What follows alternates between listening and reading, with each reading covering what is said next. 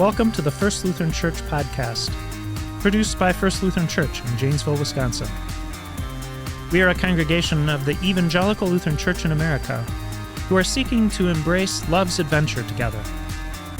In this podcast series, we explore some of the contours of that adventure through conversations with friends and members of the community who are on the journey with us. We're glad you've joined us.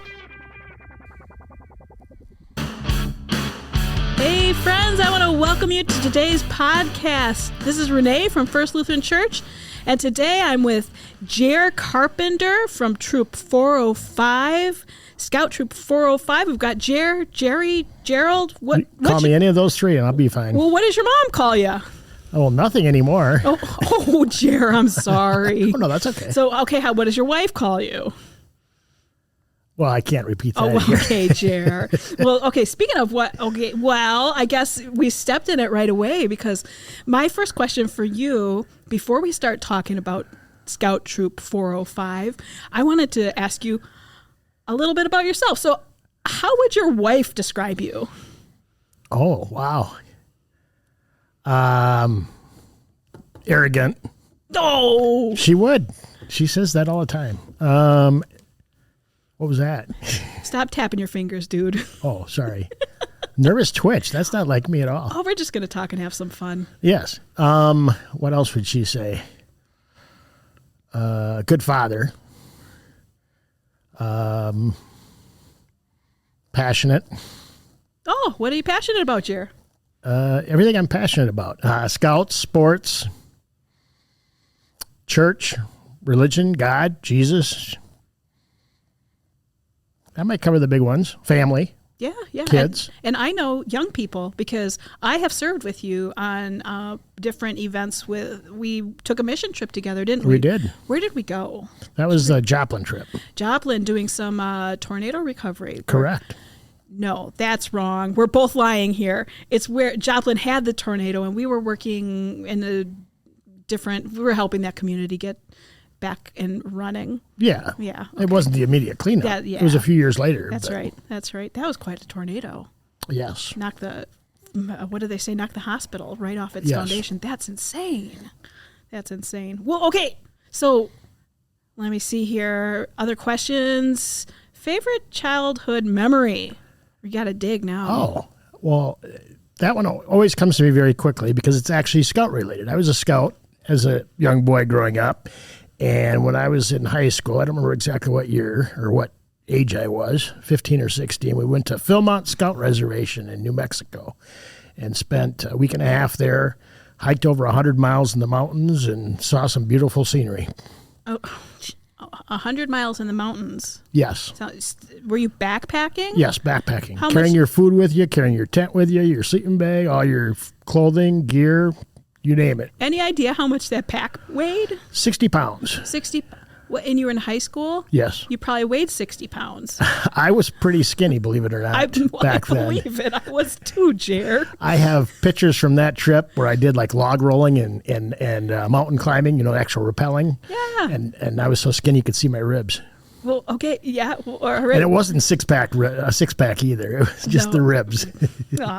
Well, speaking of putting on a little weight, buddy, what's your, if you could only eat one food for the rest of the year, what would it be?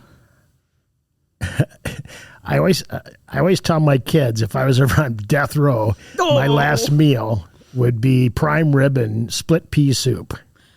Split pea soup? I love split pea soup. Does it have a memory to it or something? Please tell me it does. I just love split pea soup. I loved it when my mom made it when I was a kid, and I love it when I make it now or when my mother-in-law makes it.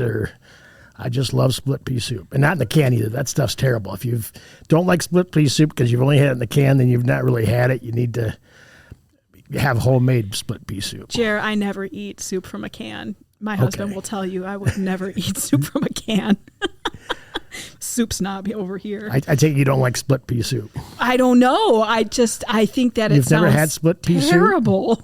You've never had One time I thought I bought lentils and it was split peas and it really made a mess out of what I was making.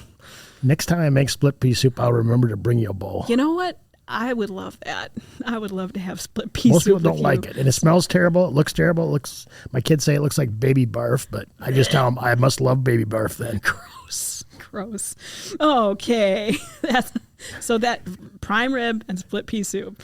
Let me see here. Traveling. Bucket list travel location, because you have mentioned you have traveled with the Scouts as a young person, and we'll get into the traveling with the Scouts as an adult too. But what about you? What's a bucket list travel location? I've been to every state west of the Mississippi except Louisiana and Alaska and Hawaii, but I don't count them. That would be too expensive and too far. Can't drive there either. But I have not been to a lot of states east of the Mississippi. I've never been to Washington, D.C., so that would probably be on my bucket list to go to. Because I do like history and reading about history and visiting historic places. So Washington, D.C. would probably be my first choice, my first bucket list. Oh, all right. Washington. We don't go east either. You know why? There's too much traffic. Well, I much prefer scenery over buildings. Oh, yeah. Well, I'm with you there. Traffic doesn't bother me. So I have a friend, her name is Liz, and we'd go into the city like Chicago, and she'd be like looking at the buildings, and she'd say, "Isn't it beautiful?" And it really took me a long time to see the beauty in there, but it's there. It just is a little harder for me to see. Yeah. Well, so we're here today to talk about you a little bit. We know Jer as a member at First Lutheran Church. He works on the boards and council. He serves faithfully. He's worked with our youth. I mentioned that before. And Jer has served faithfully with the Scouts for a lot of years. You talked about your scouting experience as a youth, part of your favorite childhood memory. But how did you get into scouting? I don't even remember. That's too long ago. But I can tell you how I got into scouting as an adult. Well, actually not even adult, but how I got into Troop 405. No, before that even. We were living in Appleton, and they had their recruitment at the school like they do every year. And I couldn't go for whatever reason. Maybe I was working late. I worked late a lot back then. So my son went with my wife. And since I wasn't there and she knew I liked scouting, she volunteered me to be a scout leader. I'm like, well, thanks. I'd rather do that myself, but I didn't complain that much because she knew that I'd like it. And so it worked out great, obviously. Doing it with my son was a lot better than doing it as a youth or even as an adult leader without your own son in it. Oh, so you were voluntold. Basically, I was voluntold, yes. My wife's good at voluntelling me things. Sue, good job out there wherever you are right now. Yeah, all right. And then it clearly has influenced your life. How has scouting influenced your life? Well, that's a good question. Experiences. Obviously, I mentioned the trip to Philmont Scout Ranch in New Mexico. We've gone on other long-distance trips. I'm wearing a hat, I think, from Seven Ranges Scout Reservation in southeast Ohio. Beautiful country, which I would have never thought there was anything beautiful in Ohio. No offense to any Buckeyes in the audience. But, sorry, Ohio. Well, I love Ohio as a state, but it just never struck me as anything interesting or landscape-wise beautiful, but certainly southeastern, right on the Pennsylvania border and West Virginia border is very beautiful. So that was those experiences, traveling experiences. And what I learned from the kids, I mean, I certainly try and teach the kids as much as I can, but I learn a lot from them too. I'm kind of out of touch with my kids being older now, but kids keep me up to date on how things work these days in the schools and with youth and things like that, jobs. So do you know some modern slang that you've learned from your students? Oh, wow. I never even think about that. Do they say words you don't understand? If it does, it goes over my head and I don't even know what they're talking about. Eric's good at modern slang. He's continually talking about his drip and things are fire and things that I just have no business saying. But anything ring a bell there? No. No. None of those. Okay. Let me see here. Dope. Isn't that making a comeback? I think that was popular when I was a kid, maybe, and now I think it's making a comeback. That's dope. That's dope. Yeah. We should just means cool or neat. Yeah, we should start saying that together. That's dope, Jer. There you go. That's dope.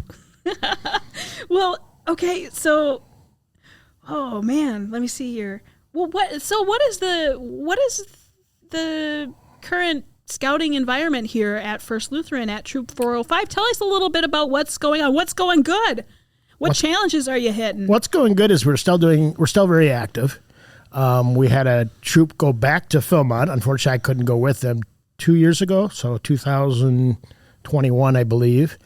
And then this year we've got a troop going, or our troop is going to the Boundary Waters in northern Minnesota to go canoeing. I can't go on that one either. Let's see. Those are the two big trips we've done. But we've been able to stay active and do a lot. We try and do one outing a month year round. Obviously in the winter it's more like every other month because a lot of the places we used to stay at in the wintertime that had indoor lodging because of COVID either closed down or no longer offer those options.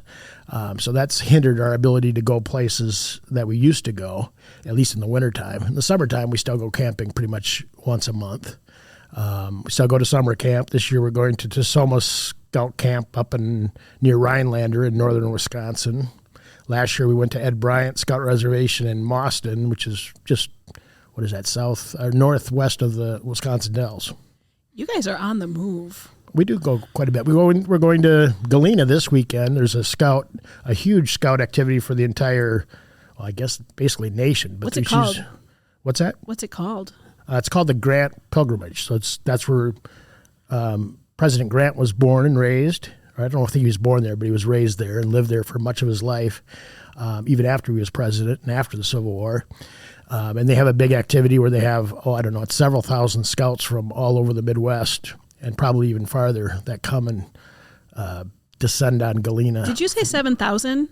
No, not 7,000. Several thousand. Several thousand. Yeah. Wow, I think they've had 3,000 or 4,000. Sure. Scouting numbers across the nation are way down, mostly because of COVID. Our troop is down to less than 10 scouts, unfortunately. So I'm sure they won't get several thousand this weekend, but hopefully there'll be a couple thousand maybe. Yeah.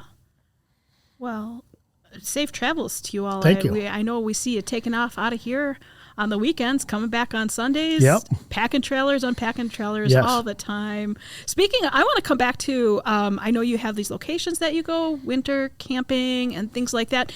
I hear that you guys stay in caves sometime. This interests me. Yes. I'm a little claustrophobic, but I might like to try this. Tell me about camping in caves. Well, a former scout leader has been there 15 times.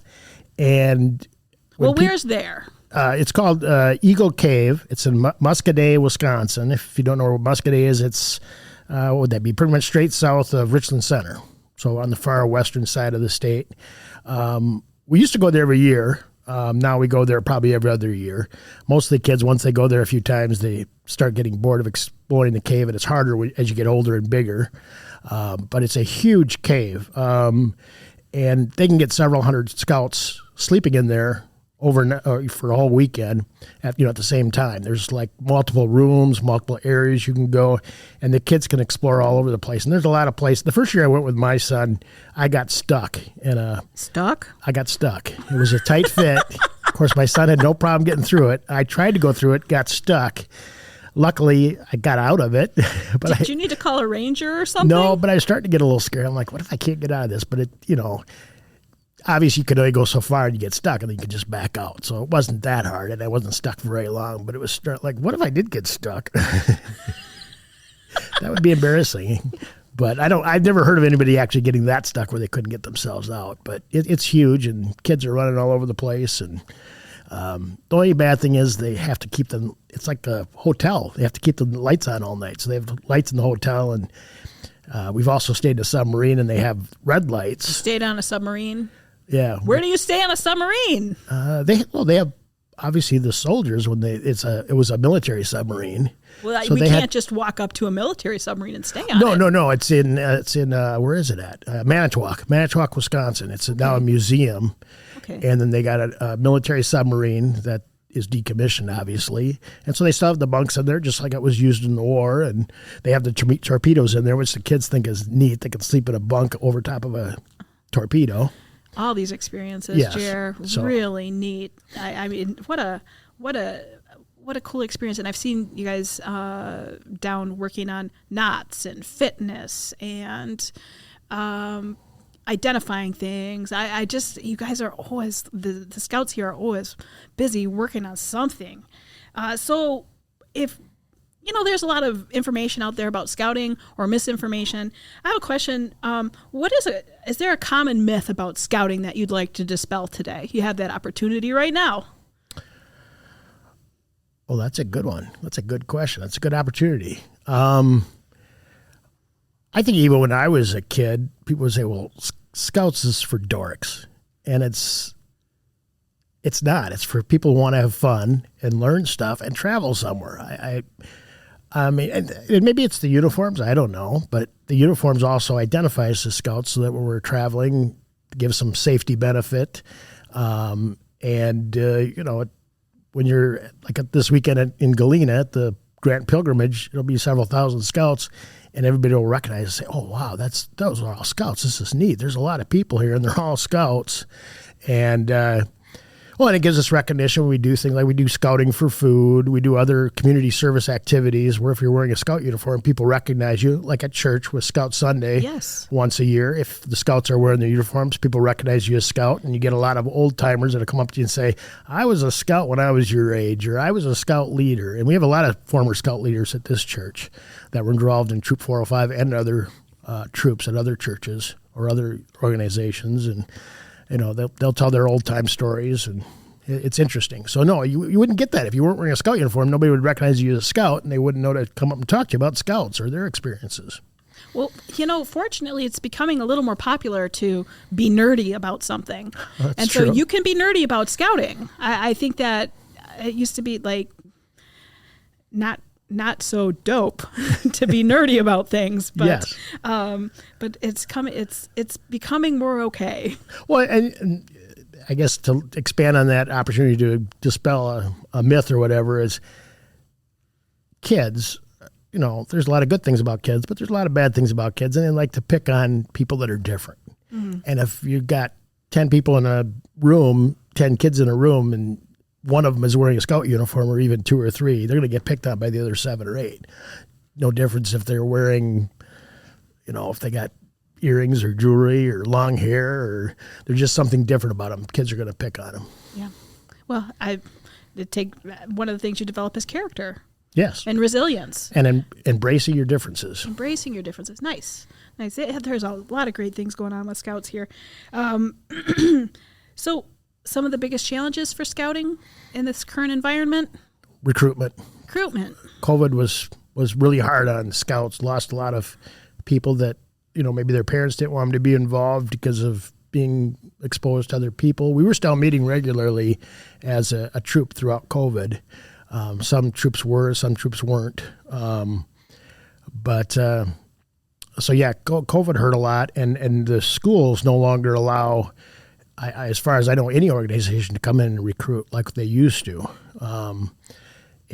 We've never really gotten a good explanation for why organizations can't recruit in the schools. I mean, how else are you going to get kids together? I guess that's the question. How else are you going to get kids together? Yeah. So we all are facing some challenges here. Yes. That's for sure. Well, let me see. In the next 15 years, no, we'll back it up. In the next 5 years, what's your dream for Scouts here at First Lutheran? To grow. And to be active and do some traveling, more traveling. I mentioned the place in Ohio. I haven't been there in like 5 or 6 years. I've been there twice. Love to go back again. They have a program where it's kind of a 5-year program. You have to go there 5 times to complete the program. Oh. So I've only gone twice. My son Matt's only gone twice. I'd like to go 3 more times to complete the program, and I think I could get my son even to go back as an adult and complete the program. I think he'd jump at the opportunity. But growth is the main thing. Keep teaching kids things about history and the outdoors and make them excited to learn those things. Scouts has done a good job with that. I'll tell you, speaking of your son and we know when a kid is an Eagle Scout. I mean, Eric and I have been in youth ministry for a lot of years, and we can tell when a kid has really spent the time developing those skills and that character and that resilience and all those different scouting values. We can tell. I mean, even your son, I don't know how helpful he is for you, but I get stuck all the time, and Matt's a big, strong kid. I call him to pick things up, to put things places and set up, and he's been super responsive. Another person here in the congregation has been Eric Engstrom. Same thing. If I give him a call, he's there, and I think that's that scouting training, Sam Pizzurro, Yes, and more. I think that's that scouting training that they're getting. Now, Sam's at a different place, but also Eagle Scout. I really think that's part of their training. Well, even going back on people you probably know from the past, David Schulte and John Schulte, Steve Schulte's sons, yeah. both Eagle Scouts, and I'm trying to think of other ones. There's been other ones too, but those are the ones that come to mind. Okay. So next 5 years of Scouts, learning, growing, more traveling. Yes. Get the word out there. Anything else we need to know, Jer? Not that I can think of. So, was that dope? That was very dope. Very good. Good opportunity. I want to thank you, Jer, for coming out today. And more than that, I want to thank you for the good job that you do with our students here at First Lutheran, the care that you give them, and the care that you give our congregation. I'm really grateful. Thank you, Renee. Yep. Have a great day, everybody. Remember, God loves you, God knows you, and God cares about you. Thank you for listening to this podcast. First Lutheran Church is learning to become genuinely inclusive, thoroughly engaged, externally focused, and relationally centered as we seek to live intentionally like Christ in the world.